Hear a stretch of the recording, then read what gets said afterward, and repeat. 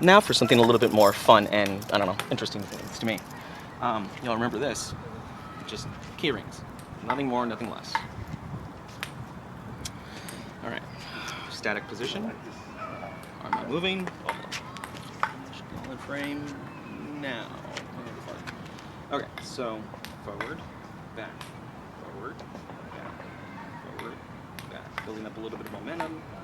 And then as soon as you get to a certain degree, at least with these with me, and I would assume this is an attunement issue because I'm most hours spent with this as a tool. Again, using the ring finger, putting pressure when I want to engage a certain degree of influence or impact. You can still do it just by the hand, but the hand is more of a generalized broadcast or transmission, I would think.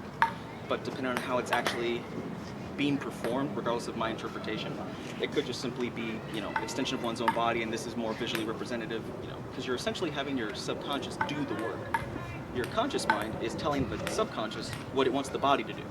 And in order to get from point A to point B to point C, you need to effectively be able to have a bridge of communication between the conscious and subconscious mind without requiring a time period of meditative state. You can either enter like a more athlete's flow state or practice, rote,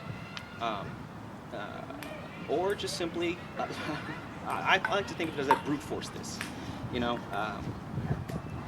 I'm one of those jackasses that very much pretended all the time, behind closed doors in my room. It's like, firing laser guns from your hands, always playing pretend and imagination. And it's either going to work out for me or it's not. But as you can see, that's not my hand moving it. That's something else. Now, It's your fault.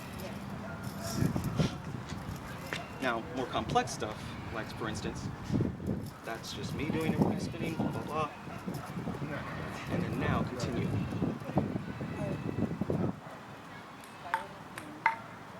Staying in sync with it is a bitch, and then having the appropriate force at the position in time is that much harder. But I can get it to where it maintains, but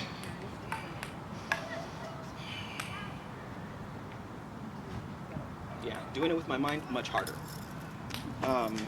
But I know a lot of you at this point are thinking, well, at least I have been, some particular video game character happening to be dressed in yellow, dealing fatalities, as a particular "get over here" phrase. You can definitely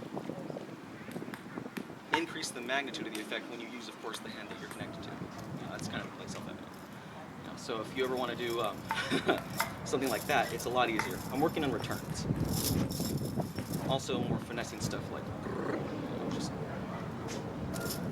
You can probably do that without any kind of special talents or abilities, but I think it's a whole lot easier when you can kind of do something like this as a flourish.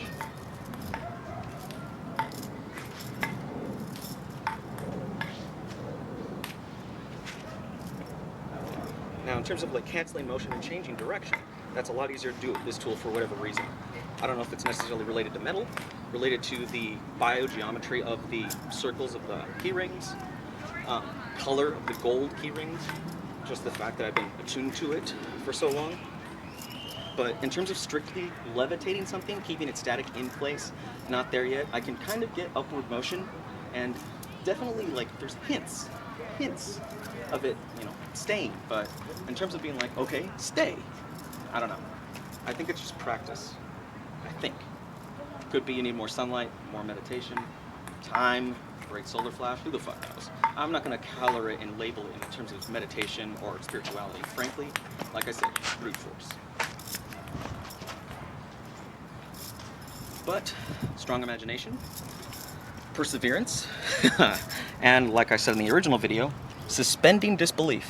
You got to get over yourself. You really, really do. If you think you consciously got over yourself, you didn't. Trust me. You really kind of have to say, hey, jackass, just fucking pretend like you're a kid again. And that's not easy to do. It's really, really challenging as an adult when it's ground you into the ground like fucking coffee dust. Or I guess coffee grounds. But now for something a little bit more neat.